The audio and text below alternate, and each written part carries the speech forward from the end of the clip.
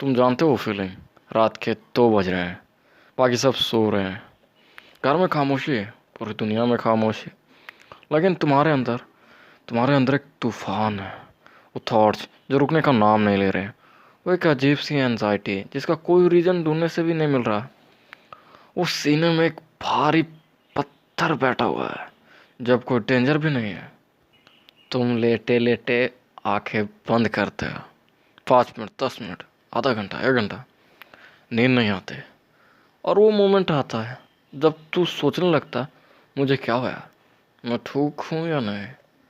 ये वीडियो उस सवाल का जवाब है। इंडिया में अभी एक अजीब खामोशी चल रही है। दिन में तो सब नॉर्मल लगता है, दोपहर में नींद भी आती है, लोग हंसते हैं, कॉलेज जाते हैं, स्कूल जाते हैं, काम करते हैं, इंस्टाग्राम पे परफेक्ट फ़ोटो डालते हैं, life is chill, chill pill. लेकिन रात को कोई नहीं जानता क्या होता है इन लोगों के साथ। WHO के एक रिपोर्ट के मुताबिक इंडिया में 7.5 करोड़ से ज़्यादा लोग एंजाइटी डिसऑर्डर से पीड़ित हैं। और ये सिर्फ वो लोग हैं जिन्हें पता है उन्हें क्या हो रहा है। करोड़ और हैं जिन्हें पता भी नहीं कि उन्हें क्या हुआ है। एक सर्वे में 18 से 25 के इंडियन यूथ 68% ने कहा कि उन्हें रेगुलरली नींद ही नहीं आती है।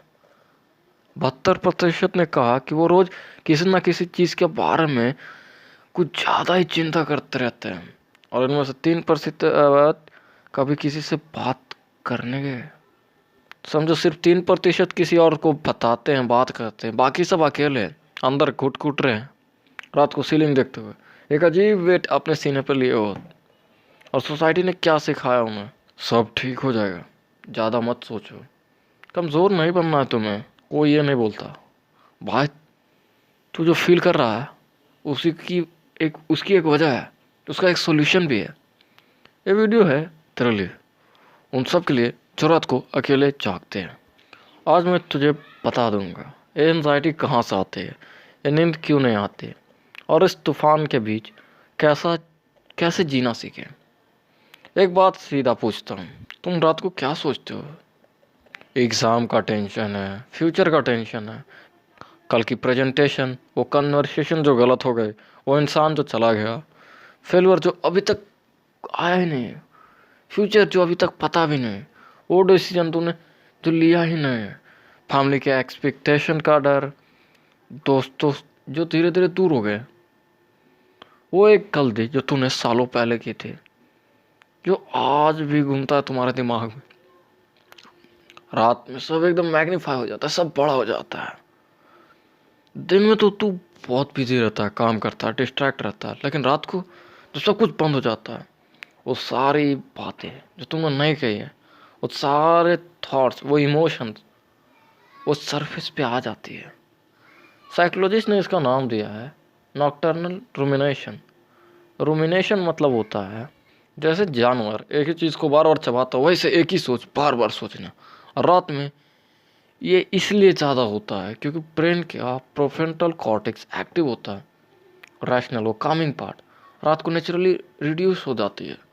मतलब रात में तेरा रैशनल ब्रेन वीकर होता है और इमोशनल ब्रेन ज़्यादा होता है, इसीलिए तुम ज़्यादा इमोशनल हो जाते हो। रात को झूठ बोलना ज़्यादा मुमकिन नहीं हो पाता। देखना जो रात को चैटिंग करते होंगे सब इसीलिए रात में ही चैटिंग करते हैं, इसलिए वो छोटा सा प्रॉब्लम रात को बहुत बड़ा लगता है, लगता है एकदम पहाड़ ठा गया तुम पे। वो एक इग्नोर्ड कन्वर्सेशन रात को ब्रेकअप लगती है। वो फ्यूचर की अनसर्टनिटी रात को कंप्लीट फेल्योर लगती है। लेकिन असली सवाल ये नहीं है कि रात को क्यों ज़्यादा फील होता है, असली सवाल ये है दिन में क्या हो रहा है तुझे। एक एवरेज इंडियन यूथ का दिन कैसे जाता है? सुबह उठता है, फ़ोन देखा, कुछ कुछ तो वो 4 बार हॉर्न वाला न्यूज़ वो देखेंगे, फिर सोशल मीडिया पे वो कंपैरिजन का ट्रिगर होता है कि भाई वो तो इतना कमा रहा, मैं क्यों नहीं कमा रहा। कॉलेज या काम, परफॉर्मेंस प्रेशर, लोग क्या सोचेंगे, मार्क्स, प्रमोशंस, मेरा नहीं हुआ तो सोशल मीडिया, फ़िल्टर लगी हुई दुनिया, हर कोई सक्सीड है वहाँ पे, सिर्फ तुमको छुड़ा करके। और के रात को वापस फ़ोन, रील्स, न्यूज़, न्यूज़ तो तुम देखते ही नहीं होगे, मतलब वही वेब सीरीज़, वो एक एनजाइटी। और ये तुम्हारा प्रोफ्रंटल कॉर्टेक्स एक्टिव हो जाता है यहाँ पे। नींद की कोशिश, लेकिन दिमाग बंद नहीं होता। इस साइकिल में एक साइकोलॉजिकल कॉन्सेप्ट है कि जो मॉडर्न सोसाइटी है ये ट्रॉमा जनरेट करती है, खास करके इंडियंस में। ये तुम्हारे नीड्स को कॉन्स्टेंटली इग्नोर करता है, सेफ्टी की ज़रूरत, कनेक्शन की ज़रूरत, एक्सेप्टेंस की ज़रूरत।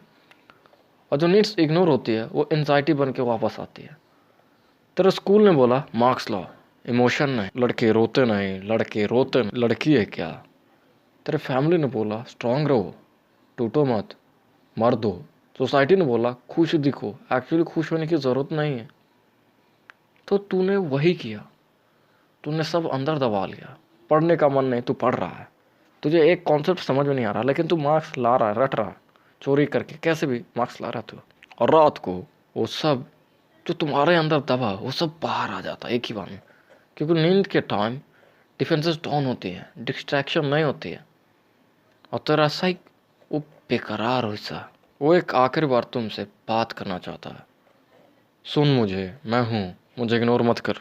महाभारत में एक सीन है जिसको अर्जुन, वो इंसान जिसने पूरी जिंदगी लड़ाई की, जिसने हर चैलेंज जीता, वो कुरुक्षेत्र के मैदान में रुक गया।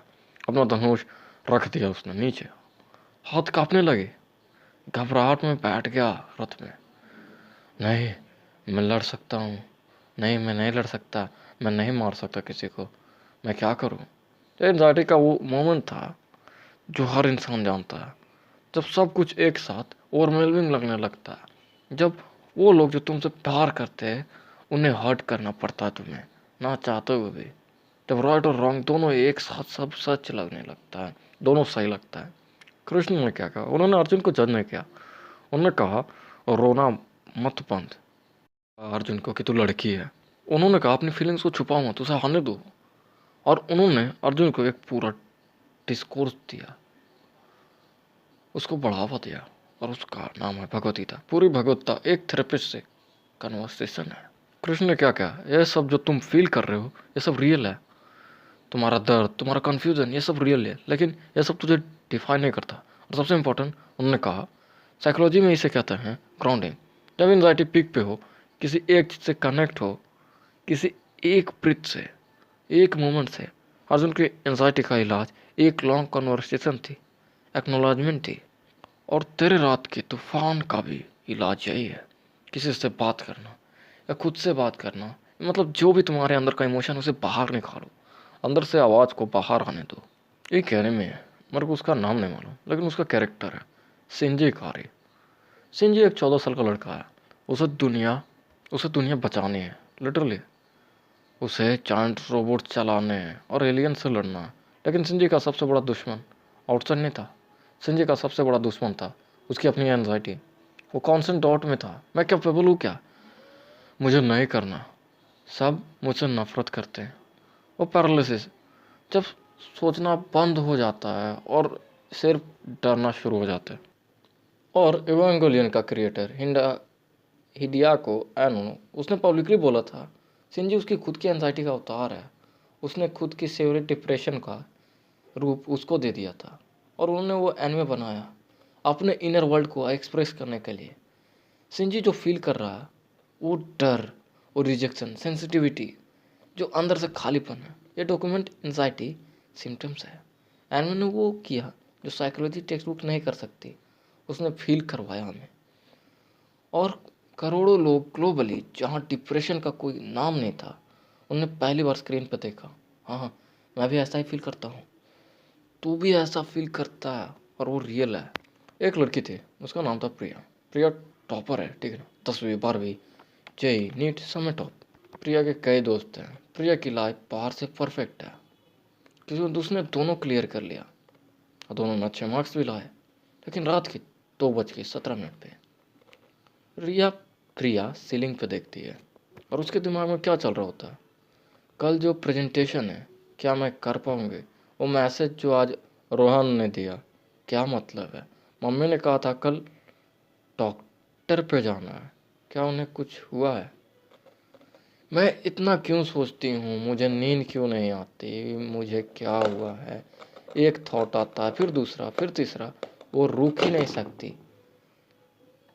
वो सिर्फ रोकना चाहती है, बस कुछ पल का सुकून चाहती है यार। 3 बजे उठ के पानी पीती है, अपना फ़ोन उठाती है, फिर रख देती है।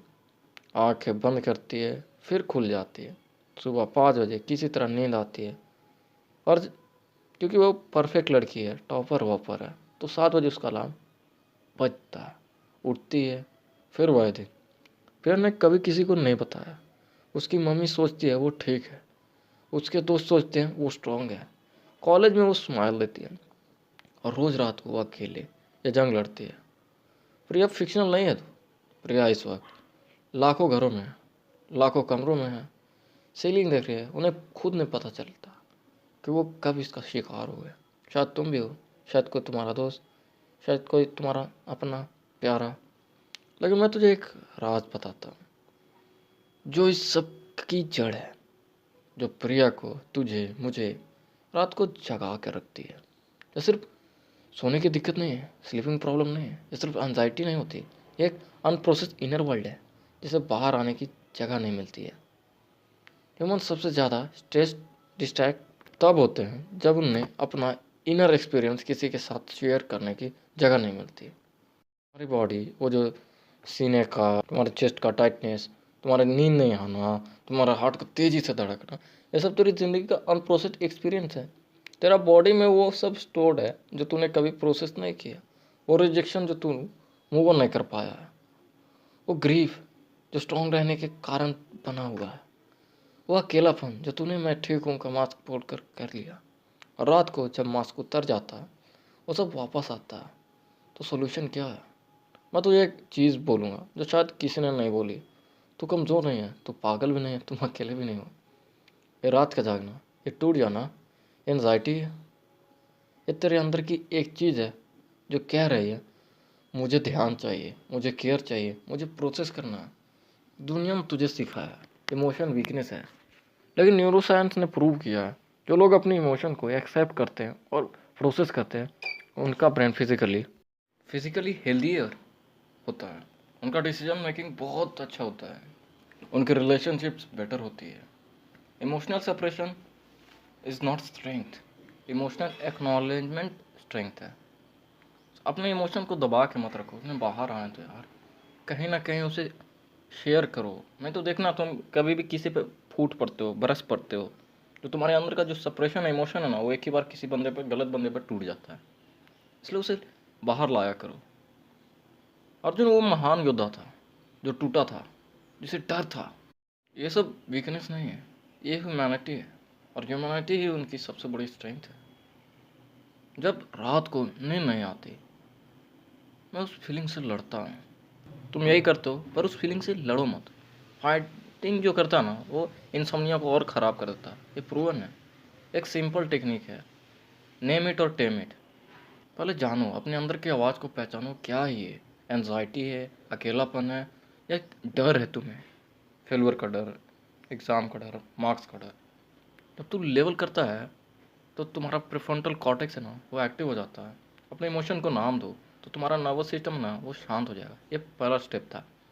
दूसरा स्टेप है इन्हें के लेटे लेटे, ओ गलत हो गया, लेटे लेटे आंखें बंद करो, फिर से स्टार्ट करो, फील करो क्या वहाँ टाइटनेस है।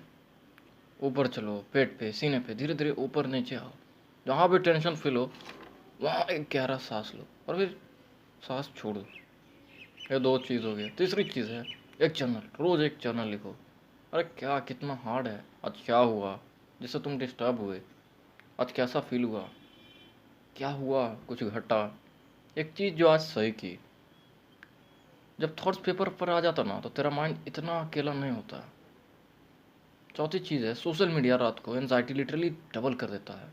ब्लू लाइट जो है, मेलाटोनिन जो नींद आने में मदद करता है, उसे ब्लॉक करता है, और जो कंपैरिजन वाला ट्रिगर है वो एक्टिव हो जाता है।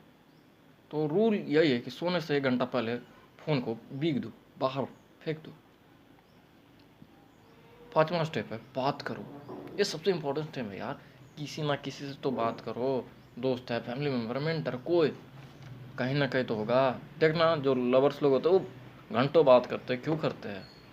इसलिए करते हैं जिस हिसाब से तुम सिर्फ 10 मिनट भी अपनी एनजाइटी शेयर कर पाते हो ना, तो रिसर्च ने ये बताया एक कन्वर्सेशन तुम्हारा जो प्रिय हो, वो जो है ना कॉर्टिसोल का स्ट्रेस लेवल हार्मोन कम कर देता है।